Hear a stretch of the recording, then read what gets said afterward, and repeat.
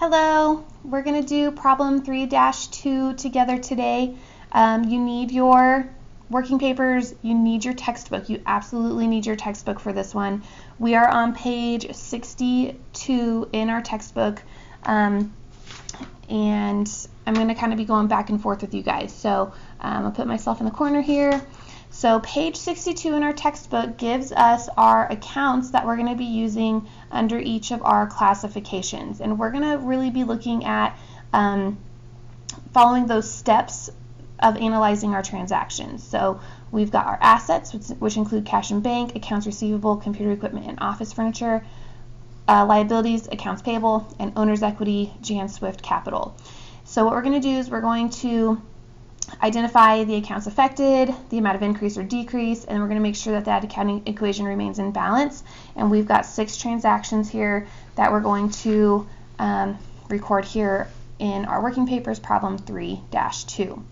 So I think that you should all be on page 62 by now. I'm going to move this off to the side so I can write with you. And let's go ahead and look at this. So again, we've got all of our accounts listed here underneath our classifications. So asset, liability, owner's equity is our classification.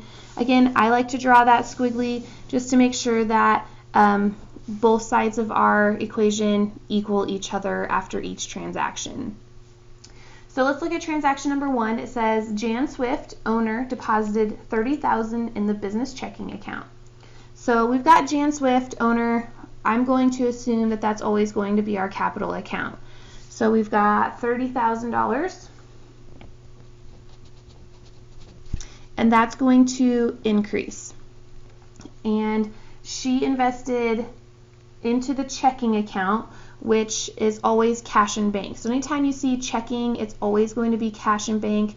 It's not literal cash because we do use modern banking services here. But this is just what the account is called, is cash and bank. So that will also increase by $30,000. So we have an asset being affected, an owner's equity being affected, which it doesn't always have to be that way, but that's how this transaction worked out.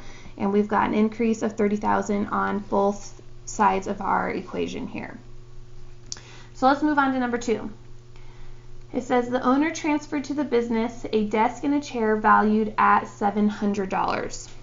So our owner put an office chair and a desk into the business. So I'm going to go ahead and say that was Jan Swift Capital for $700. And she put that into the business, so that's going to increase. From here we need to ask ourselves, well, what did she actually put into the business? And it wasn't cash, it's not anything on account that somebody's going to pay us later for. Computer equipment or office furniture is probably where I would look, and it's a desk and a chair. So I'm going to put that in office furniture, and that has been added to the business, so that will also increase. Again, we've got an increase here and an increase here, so our accounting equation is in balance. So let's go ahead and look at number 3. Word Service issued a check for $4,000 for the purchase of a computer.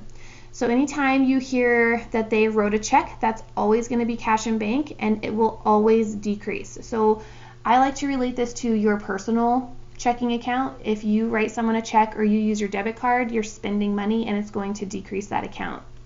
So we're going to do a decrease of $4,000 in cash and bank because we wrote a check, and we purchased a computer.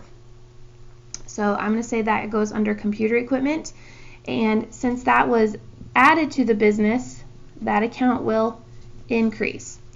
Now this transaction doesn't have anything happening on this side of the equation, and that's completely fine as long as we have a plus and a minus here on this side, because they're basically going to cancel each other out when we're looking at balancing that accounting equation. All right, number 4, the business bought office furniture on account for $5,000 from Eastern Furniture. So remember that anytime we hear on account, it's going to either be accounts receivable or accounts payable. We have to determine, are we paying someone later or are we getting paid later? And since we bought office furniture, from them, that means that we are going to pay them later. So that's going to go into accounts payable for $5,000. Now this is going to show an increase because we owe them that money. As we make payments on that account, it will decrease. And we bought office furniture, so that's going to also increase by $5,000. And our accounting equation is in balance here. Number 5, if I'm moving too fast for anybody, feel free to pause and really look at the transactions. So number 5, the desk and chair previously transferred to the business by the owner were sold on account for $700. So we sold them on account. Remember, on account is always accounts receivable or accounts payable. Are we getting paid or are we going to pay someone later? And they're going to pay us later, so that's accounts receivable. Same process here. This is going to show an increase because we're going to say, hey, we're going to get this $700 at some point at a later date, but we sold our office furniture, and so we no longer have that, so that will decrease our office furniture account. Again, another example of how this transaction only affects our asset side of our accounting equation, and as long as we have one plus and one minus, we are good to go. All right, last one before we calculate our balances. It says Word Service wrote a check. We just heard wrote a check. That always means cash in bank, and it's always going to decrease, so I'm just going to go ahead and put a little minus sign. They wrote a check for $2,000 in partial payment of the amount owed to Eastern Furniture Company. So that takes us back to transaction number 4 here. We are making a partial payment. We paid them $2,000. So if you ever get confused about this here, remember if you're on the other side of our accounting equation, they have to be the same. If it's decreasing over here, it's going to decrease over here as well. So minus 2,000. I'm going to go ahead and just calculate our liabilities here because I want to really just emphasize the accounts payable process. We owed them $5,000. We paid them $2,000, so it decreased here. So now we have a balance of $3,000 that we still owe them. Now from here, our last step is to just calculate the balances in each of our accounts. So again, you can use the calculator on your phone, or if you need a calculator, they're at the back of the classroom. So I'm going to do 30,000 minus 4,000 minus 2,000. Sorry, it's a little blurry, guys. So we've got 24,000 in our cash and bank. This one only had one transaction, so it's 700, 4,000. And then 30,000 plus 700 is 30,700. Now this is a step that I like to do just for my sake, because I always like to make sure that, oh, I skipped one. Sorry, office furniture. That's going to be 700 plus 5,000 minus 700 is 5,000. Sorry. I like to do this for my sake because I want to make sure that after all my transactions are completed, that my accounting equation really truly is still in balance. So I'm going to add the two totals for liabilities and owner's equity over here, 33,700, and I'm going to add up all of my asset accounts over here. So 24,000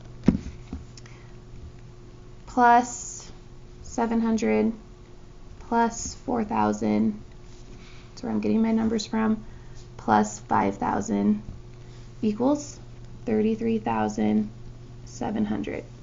So that's where I just like to check to make sure that they both equal after all of my transactions are complete. So I hope this helps you guys work through the rest of the packet here. You'll get more practice with these in, we're going to do 3-3 together. When you get to 3-8 and 3-9, you'll get more practice with these. So if you're still feeling kind of confused about it, that's the point of the homework, is to do more practice. So again, feel free to come back to the video, go back to your textbook. The textbook shows you a lot of information that you need. But again, if you have questions, feel free to email. You could do the Google Chat. I'm not super good about checking that right now. Email is probably the best way. And if you still feel like you need one-on-one, email me and we'll set up a Google Hangout time where we can chat face-to-face like this. So good luck, guys.